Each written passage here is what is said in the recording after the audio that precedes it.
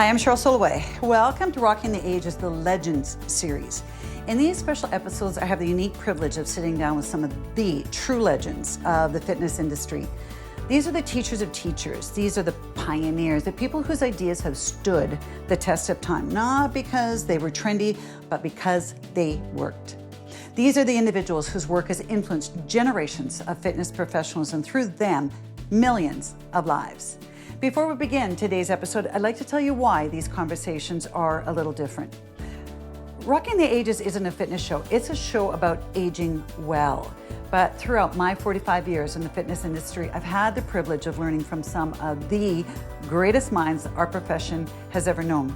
Long before social media and long before fitness became an industry, long before everyone had an opinion, these people were doing the work. They were testing the ideas and they were changing lives.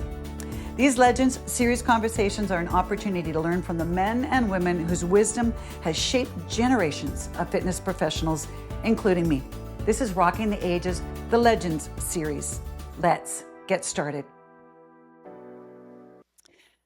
What I love most about today's guest is that despite building a global brand, influencing professional sport, and helping to shape the modern fitness industry, Peter Twist, the man, the person, he draws you in, often one at a time when he knows full well that there are thousands waiting. He makes you feel seen and he makes you feel heard, or should I say that he makes you want to feel seen and want to be heard? I'm not exactly sure how to explain that. For more than 30 years, Peter has been one of the true innovators in human performance and functional training. Long before the industry had caught up, he was teaching athletes, coaches, and trainers to think differently about movement, recovery, athleticism, and longevity. Peter trained and oversaw the strength and conditioning of NHL hockey players for well over a decade. He trained elite athletes around the world, and he helped modernize China's Olympic training system. He also authored countless educational programs and delivered more than 1,500 lectures globally. But what stands out most about Peter isn't the resume. It's his authenticity. Despite building a multi-million-dollar company, Peter chose a life rooted in nature, family, and purpose. He lights up talking about his daughters and his love for the mountains and rainforests of the West Coast, and yes, his giant, big personality rescue dogs. At the top of his game, though, life tested Peter in ways no performance model could predict. Stage 4 cancer, and then a stroke. The kind of challenges that force a person to redefine strength entirely. But Peter didn't come out the other side simply as a survivor. He came out with even deeper perspective about resilience, gratitude, mindset, and what it truly means to live well. This conversation is about performance, adversity, reinvention, family, and aging with purpose. And I can guarantee you that you will catch yourself pushing pause. Peter will make you think. He will inspire you to simply want to do better.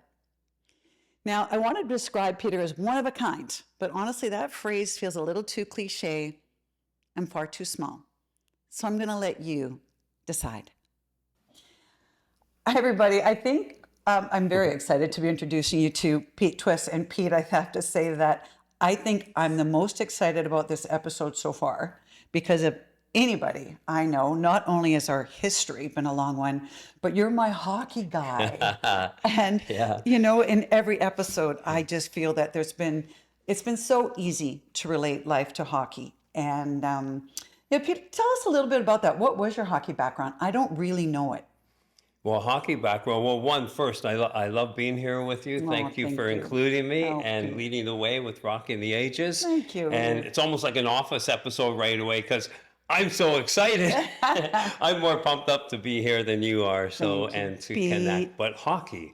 Well, I grew up in Ontario playing all structured sports. You name it, Yeah. I played it. Yeah. And had picked the right parents for the DNA and got coached by my father. And so all sports, and then older streamlined in hockey. And I ended up at University of British Columbia, finishing out my playing career with UBC Yes. and studied my master's in sports science, coaching science. Was that at UBC? That was at UBC, Okay, yeah. And okay. I came from Ontario to the west coast of UBC, and I love my family and friends and experiences and teammates in Ontario. But I never left the west coast. Yeah, It's like, uh-huh. mountains, ocean, and so on, and fjords and hiking. And so I gave up all my structured team and individual sports that I had tried to move towards mastery in over the years, stopped those and just picked up all the West Coast recreational Okay. activities, skiing, hiking, mountain biking, snowshoeing, kayaking, ocean swimming, things like that.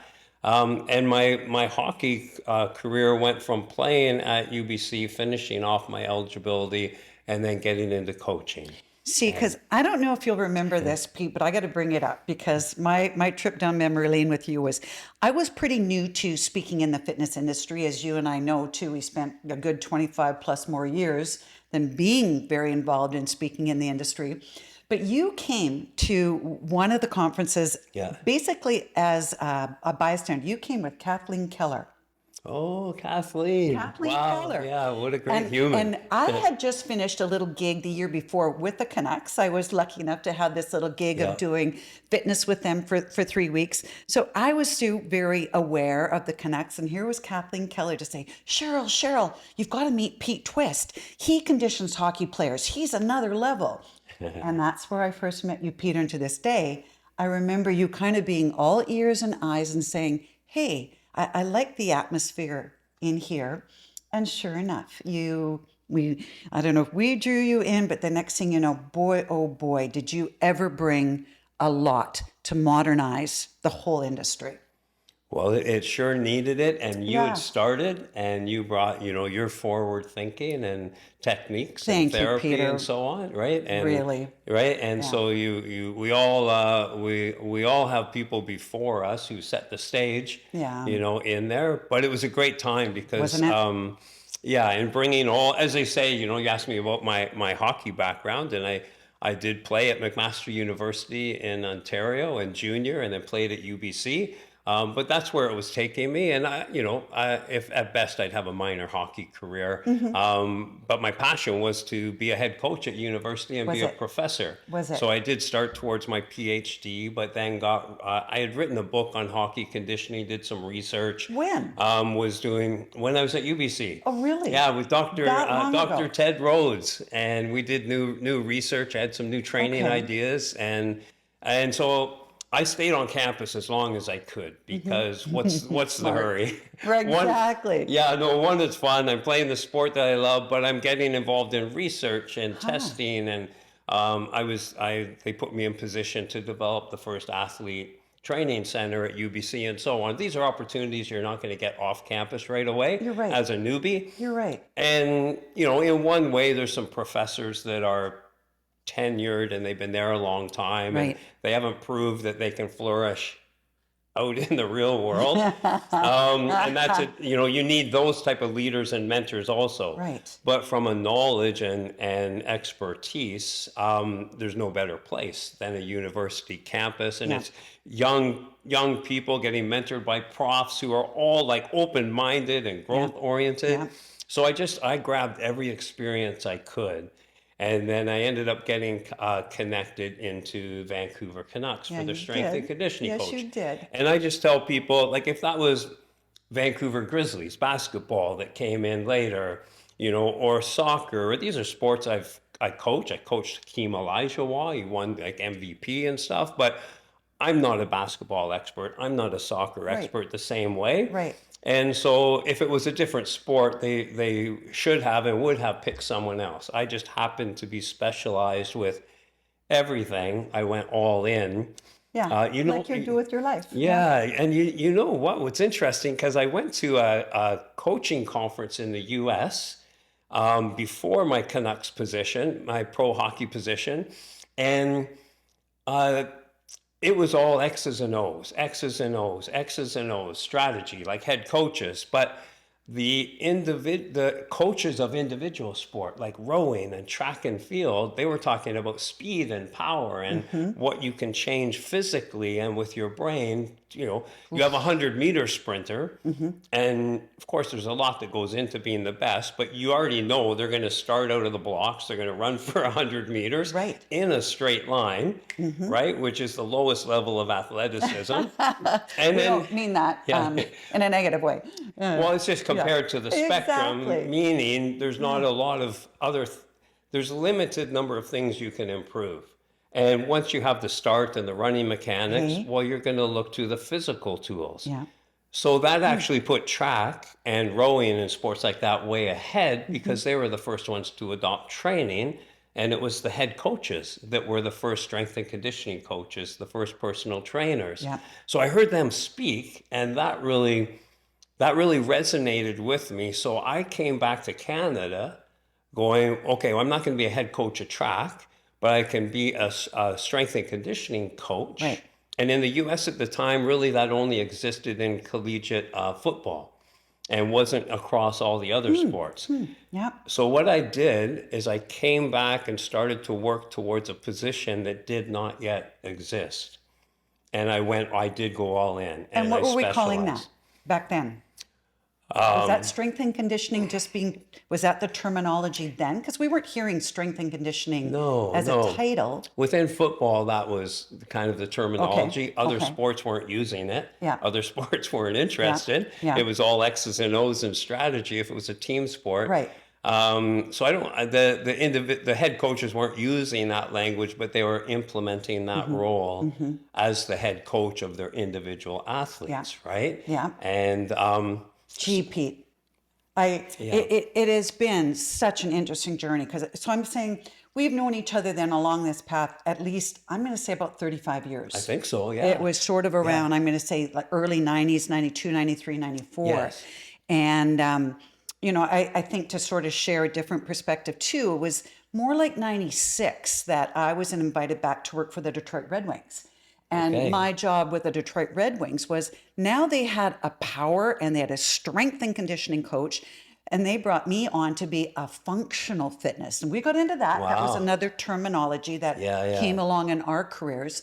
What we're going to try to do throughout this program is now tell you, what we've learned and what we know and how we're going to apply it to the third period of living. But what Detroit had the foresight then to see is they felt that to have that language of just mostly their strength coach saying, get bigger, get stronger, they still needed that other voice to say, but you need to be mobile, flexible, you need core stability, you need to back way off. And I thought that was very cool that too, the NHL in those years were also realizing that, there almost sounds like some conflicting languages, but we need it all. So we all need you guys to bring your knowledge into the knowledge pool, and hence the opportunity, hence right? the opportunity. Yeah. When I went in, I saw there was kind of a young fitness industry, and that was at the time pretty much group exercise. Yes, exactly. Pete. And bodybuilding, and nothing else, right? Yeah. And then there's sport, and some athletes are training, some aren't. But when I saw how athletes trained in sport, even the ones that were using language and were supporting it, how those athletes trained and what that gave them was there was a disconnect to the language I heard coaches use for what they desire in their athletes. Yeah, and fair enough almost. They want agility, lateral movement, closing the gap, quickness, but the athletes aren't training for those. And then in fitness, it had nothing to do with movement whatsoever and athleticism. Yeah. And then I just saw the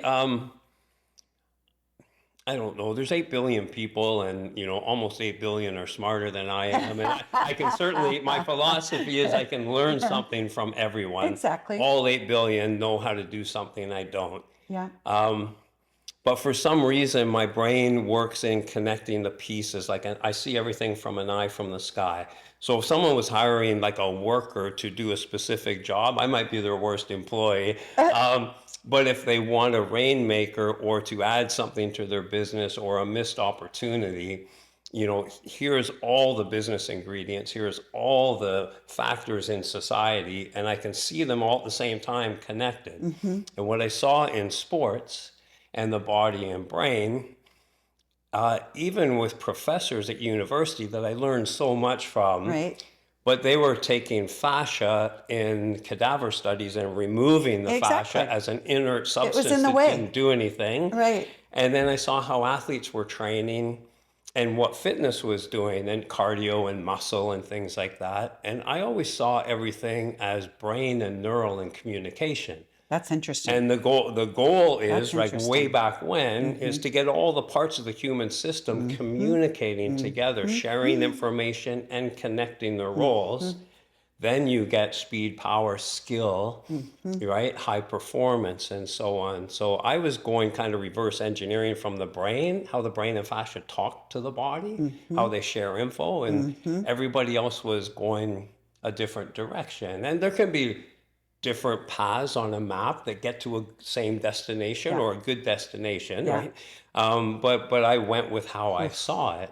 And so it was more neural complexity and brain work, Yep. and where that has been beneficial as beside, that person gets a gold medal, that person turns pro. But then I turn 40, 50, 60, and I'm finding the benefits are more and more or continued Yeah. with aging. And boy, buckle up, folks, because I think we're going to have about 3 or 5 episodes to do here. We got some splaining to do. Yeah, Pete, boy, you've got some, as Lucille Ball would say, or is it Desi, got some splaining to do. Always. That knowledge base is just really something. And I think that knowledge base, as you will agree, it starts by starting your career with an education and being in that university, perhaps, atmosphere. But then it also comes with just good old experience. You've been in this industry for a very long time. And I do want to pick your brain mostly about, how do we now teach what we know to those of us navigating the third period in our lives. And I think too, Pete, you'll probably agree a little bit with this, that, when you start that hockey game and you're in the first period and your body's full of energy and it's cooperating and you're full of enthusiasm, it's one thing in the first period. Second period is typically, I think, figuring out what went right or wrong in the first and adapting. But boy, by the time you get to the third period and maybe, your body's changing, whether you have to take shorter shifts or change your strategies, I need to pull that knowledge out of what you have learned for so many years and apply it. Let's go back there, even though right now, and say, what impressed you most? Can you picture that about what you were teaching 35 years ago? If you could go back and pick out the nuggets and the theories that stuck with you as going, yep. What could you pick out? Let's talk about that. Well, it sounds simple, but I say training movement, not muscle. Yeah. Even if we're hypertrophying and putting 30 pounds of muscle tissue on a football player, we're training movement, training 360 degrees, 3D movement patterns, and training the brain and fascia to communicate, right? In university, the fascia, again, in a cadaver study was just removed. So I went and kind of like, well, it's in the body. It must be there for something. And so I just started to read on it, and I discovered some of the things that impressed me the most that people tend to miss is like a flashing billboard with, and this was your fascia system communicates at 700 miles per hour with your muscles, joints, and brain. Yeah. And so if it wasn't important, it wouldn't communicate, or it might do it at 10 miles per hour and get around to it eventually. Right. But 700 miles per hour struck me as urgent. Yeah. And if it's made to communicate so urgently, it must be foundational, fundamental, primary to our needs. So I started to look at that more. And we studied our exercise style that we reverse engineered so it's exercise, it's training, but how we manipulate physics and our lever lengths and working in arcs with our hands and feet and so on, we can discover by researching and measuring with simple EMG studies that doing the exercise in this way that works through your brain increases muscle activation over 1,000% with the same load. So you have a 25-pound dumbbell. Well, if you don't want to load up with aging in the third period on your joints more, well, now we have 21 ways to hypertrophy muscle and increase muscle tension that help you control your movement. And by doing it in certain ways, you can increase the muscle activation without increasing load. So those type of things. So I think fascia and how the speed of its communication, and if you're asking me like what I was doing that is memorable for me, Yeah. that like we nailed it.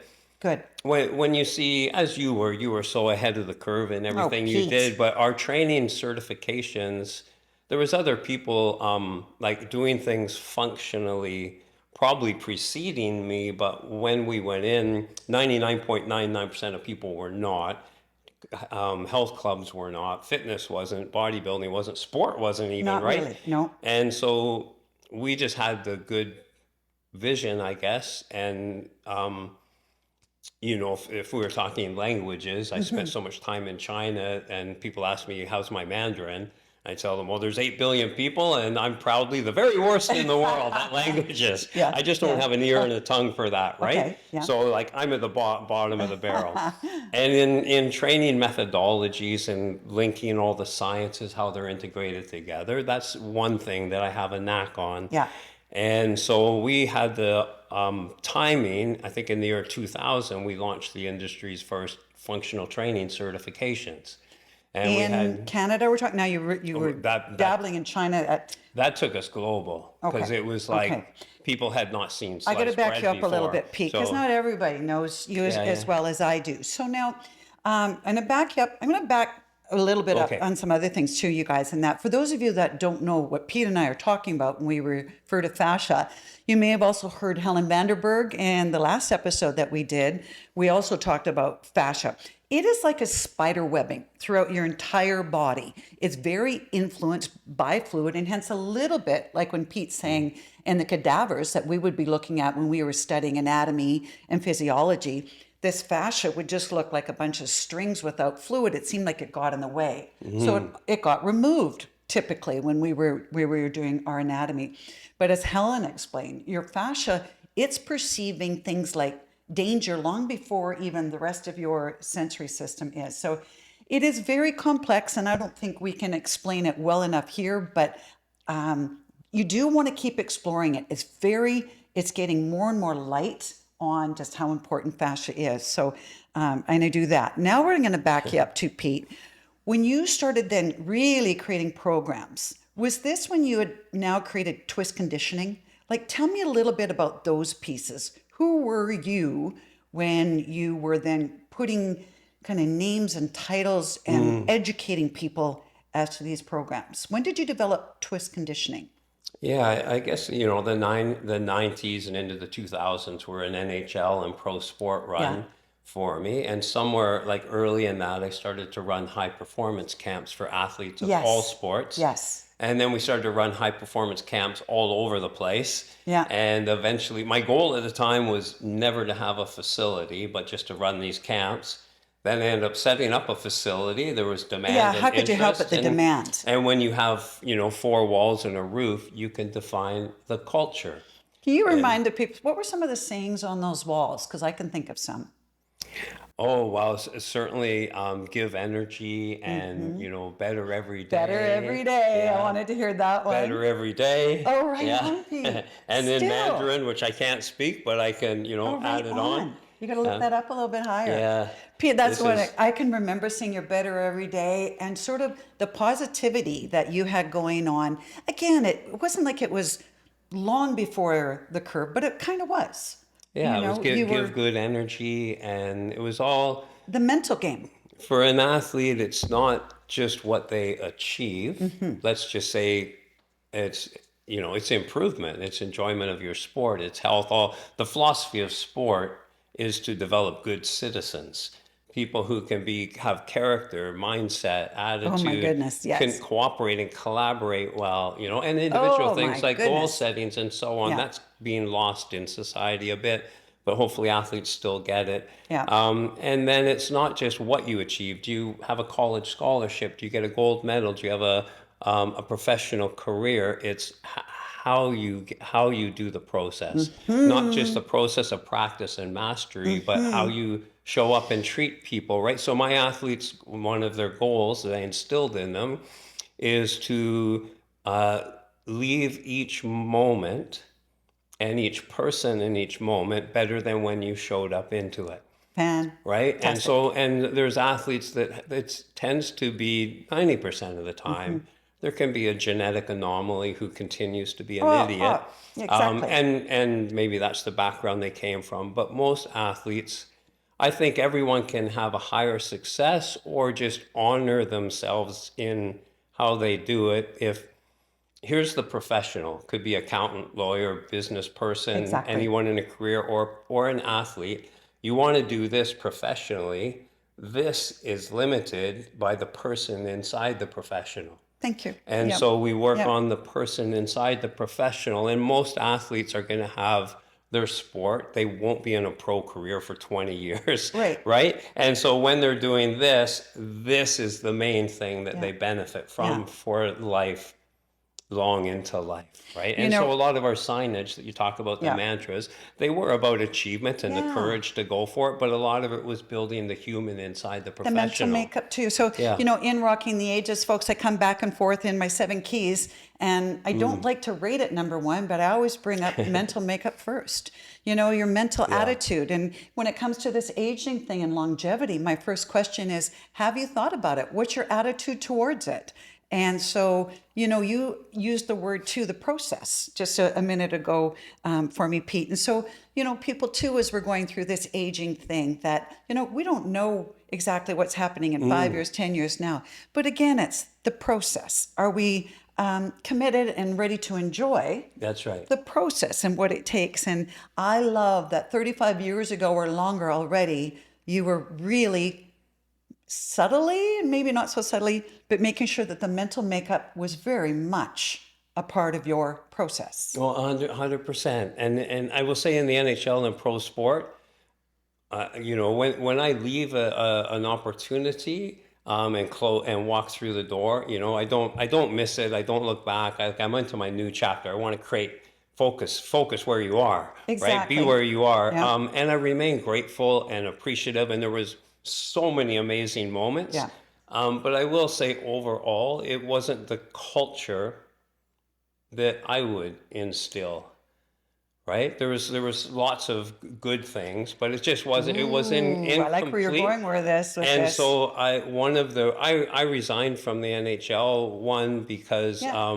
I had other goals and Yeah. growth, and it became easy for me, and I want challenges. Good for you. Number two, I had two young kids, and so I left that 7 day a week job to start my own businesses, Yeah. which is a 7 day a week Great job. job. But you can own your schedule a little Right, bit more. You can right. come in and out, and you can parachute in and do Right. more stuff. And I wanted to define my own corporate culture. What's it feel like to enter this space? Yeah. How do people get treated? Yeah. How do we elevate people consistently across the board? Yeah. Right? And so that was a lot of that. And then you asked me that question a few minutes ago. We ended up setting up 12 training centers in sport training centers in 4 countries. Did you? And then that went to, okay, now that was the heart and soul. And then the methodology that we were developing, This is, yeah. package that into learning resources, certifications. We ended up, I think, with 22 different certifications. Have a fascial lines training, have written new ones since. And then I haven't kept up with that. Yeah, You and it me was- and Sue Hitzman need to do yeah, a weekend yeah, of that's right. sharing. And Right, Sue? anything that you do, you're learning the technique for something, you need the tools to train. And because like you were ahead with functional training, most people weren't trained. No one was training this way. And so nobody had the tools to train this way. No facility had the tools. So we made sure we set up the products and manufactured products. We ended up with 330 distributors around the world. Wow. And Wow. for like our goal was education and Yeah. scaling positive impact. Yeah. But I do believe that people should be permitted to do well for doing good. Right? There's so many things where people are doing good in the world and people complain they're charging for it. But then there's a business that, Yeah. decimates the environment or manufactures things Okay. that no one needs or that's Yeah. bad for our health, and Yeah. they get business awards. Right. So That we matters. need people monetizing doing good. Yeah. We need people building businesses that make a positive impact. And we should Exactly. celebrate that. And Okay. if I was running things and starting again, no one would get a business license unless they have a net positive impact. Right Why on. would you?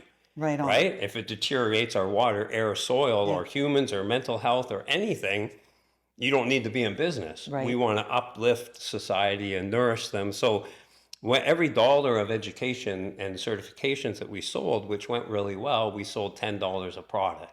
So the ability to scale business, and the more revenues you have, the more good things you can do. Good. Right? Yeah. Money is a currency Yeah. that you can do Yeah. good things with. But we were still somewhat not naive to all that, just not as focused and prioritized on revenues and profit, even though it went really well. It Yeah. was just, let's get in and help people, Yeah. innovate a little bit in what we can, and try and scale that and Yeah. set other people up for success.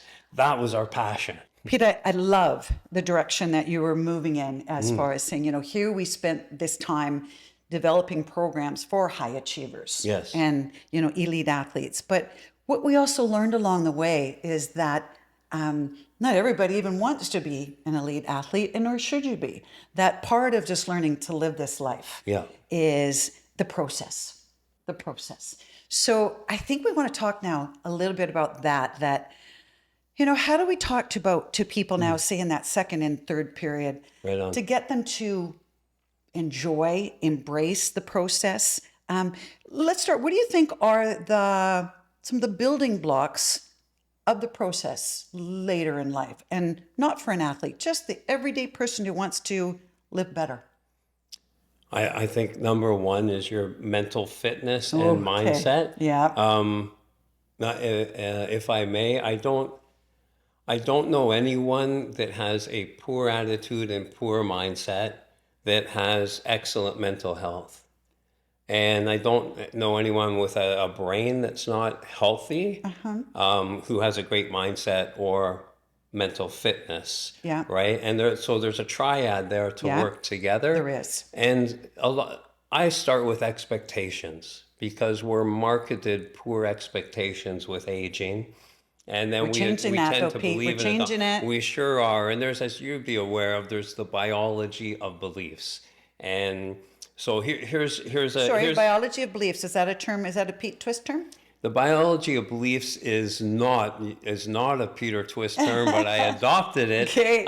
We've come up with so much nomenclature in the language. That's what you call things, term things, and Yeah. But biology of belief is there's a book on biology of belief. So how you think affects right down to your cellular terrain. Absolutely. And so Yeah. if we were here singing and dancing and cheering and being kind to each other and treating each other with respect and dignity, and there's peace, you could measure our cells and they are improved structurally and how they communicate. But if people were in here and everyone's yelling at each other and arguing and being volatile, you can measure your cells and they're damaged. Wow. And so how you think, you're with your own thoughts the most. And here's a great example of what's possible, and I'll get to number one on your ask with expectations. Okay. Is I ended up in a chapter for about 10 years, traveling internationally, 2 to 3 countries a month. Wow.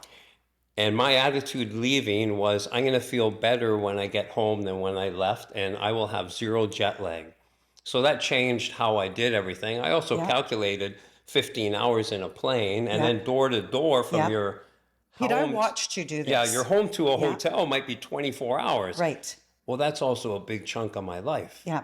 And so I better make it a good part of my life. So Good for you. I went from kind of almost. You guys listen to this. Okay? I think going into this, I was a little bit burnt out from some more minor travel over the long haul. Exactly. And not having a good attitude, kind of begrudging travel. It's like, well, that's not, who I want to be. Yeah. And so I shifted my perspective, and my goal on my travel, the number one goal was to make the traveling part a wonderful time.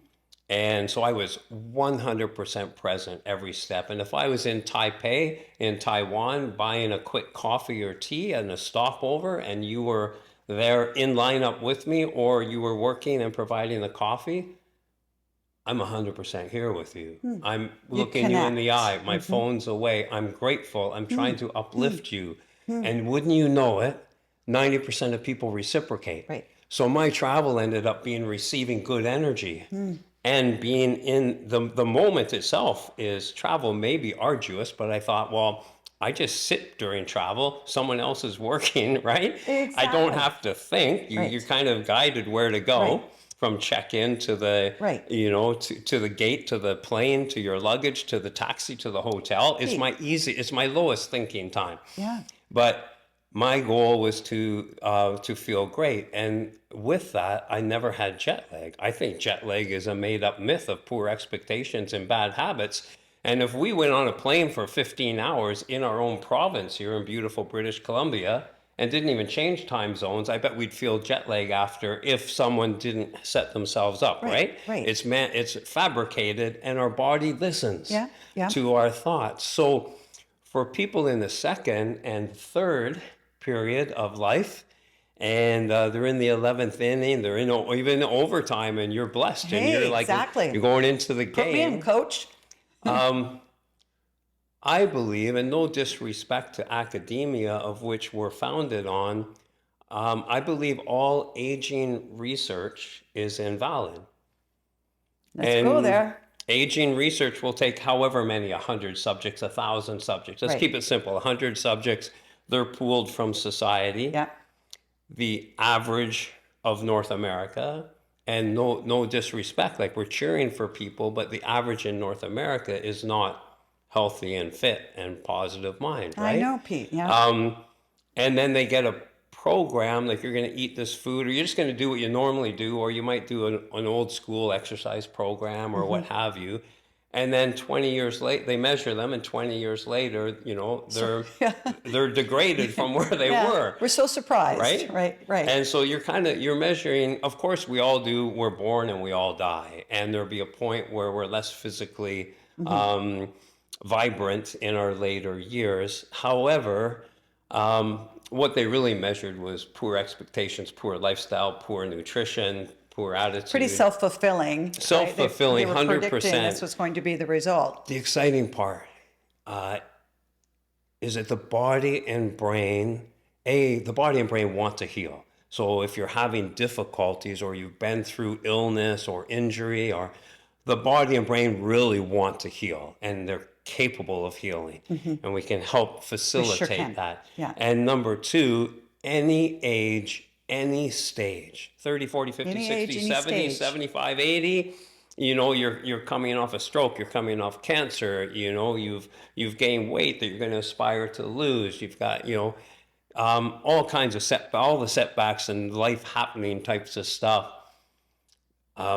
The body and brain remain wildly adaptable to smart training stimulus and good food and positive mindset and so on, right? So, never stopping, being fit and working out and training and never stopping all the way along might be the very best plan. I don't really know anyone who's done that. Yeah. And life happens. We get, we get hit with stuff, and you have a setback, but your setback is your setup for your comeback. Yeah. You can always come back. I do want to say that, and- I think our generation has been one of the luckiest generations so far in history, in that it was almost like the fitness wave was just taking off in the early 80s. And our generation sort of got to catch that wave. I talk about this, you guys, in my first episode. I'm on my surfboard, and the wave was very gentle. And our generation got on that wave and rewrote it beautifully.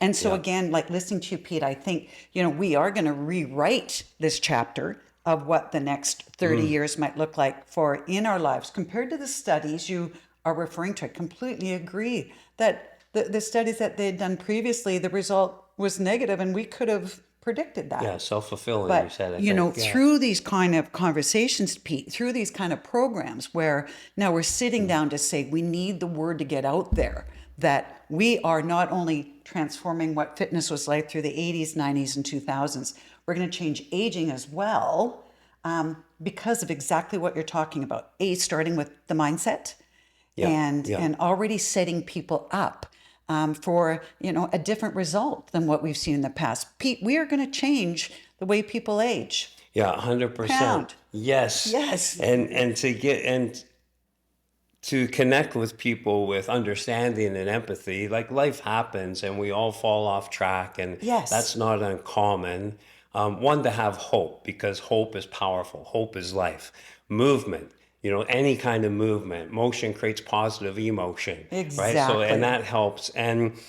And just to know wherever you are at, um, you can start where you're at and you can improve as you go. The body's ready, it's waiting Yeah. for you. Your brain is ready, it's waiting for you. Yeah. And it's built to improve and adapt. So that's something that you can get excited about. Peter, I have to laugh a little bit because you kind of run hot and cold with social media. You be on it for a while and then we don't see you. You Yeah, yeah. disappear, and I think we all kind of feel that same love hate. But some of my favorite posts of yours Yeah. are the amount of men in their 90s and that you just fall in love with, and you've posted so many great stories of Oh, it seems like men in particular that are in their 90s and they are rocking it. you want to hear about my favorite athlete I do. of all time? I I've do. coached a few athletes.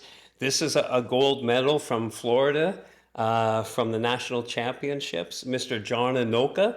And the short version is Mr. John Anoka, when he was retired, he said he was never an athlete. He was bored, and he went to a track and field.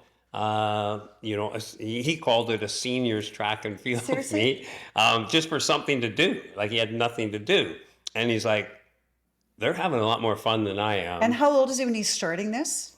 He started training, and so he looked up someone like yourself, Hey, got connected. He started exercising for the first time and started training for track, I think age 71. right on. He went into his Right first on. meet about 72, 73, and this was 92. Over the next 20 years, I think he won 350 some gold medals. And I flew from Vancouver to Florida, which is the diagonal path, Yeah. longest path in Yeah. North America, to Yeah. watch him defend his 100-meter record. And he won gold medals, and I keep this. This is my Jeez, my Pete. my symbol, and to Yeah. stay on track. But a symbol is anything that you choose that you can see, touch, feel. Could be something larger, like a big tree. A big tree is deeply rooted.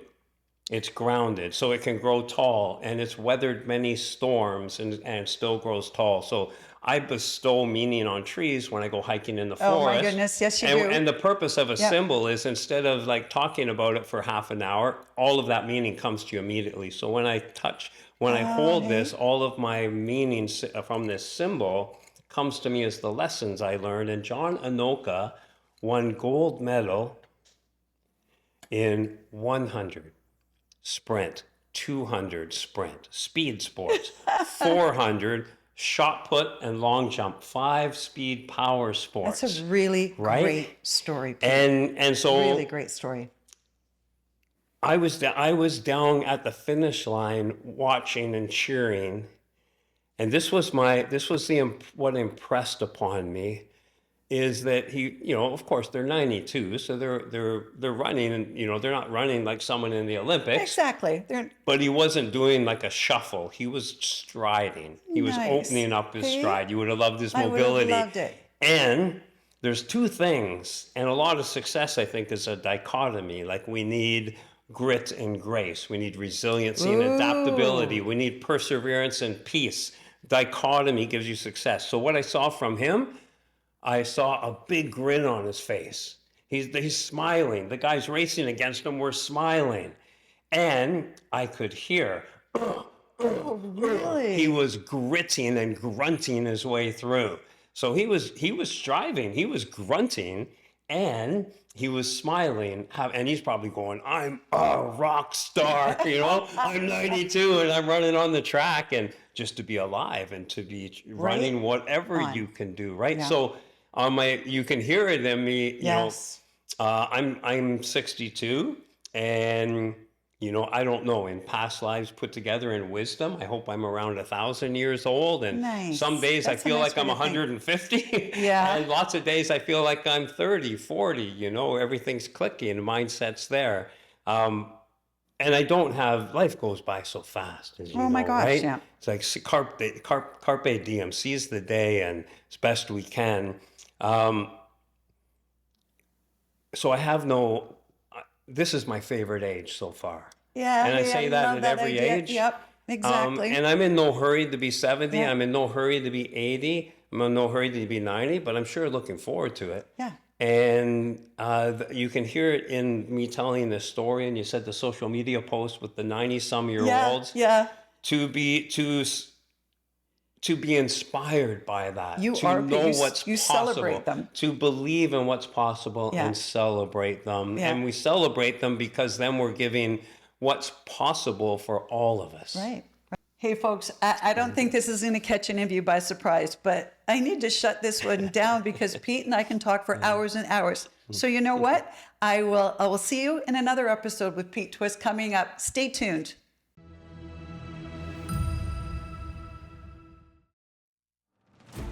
For over 20 years, Twist sports scientists and elite health specialists have been driving the fitness, sport, health, and education industries forward with a sustainable high-performance philosophy.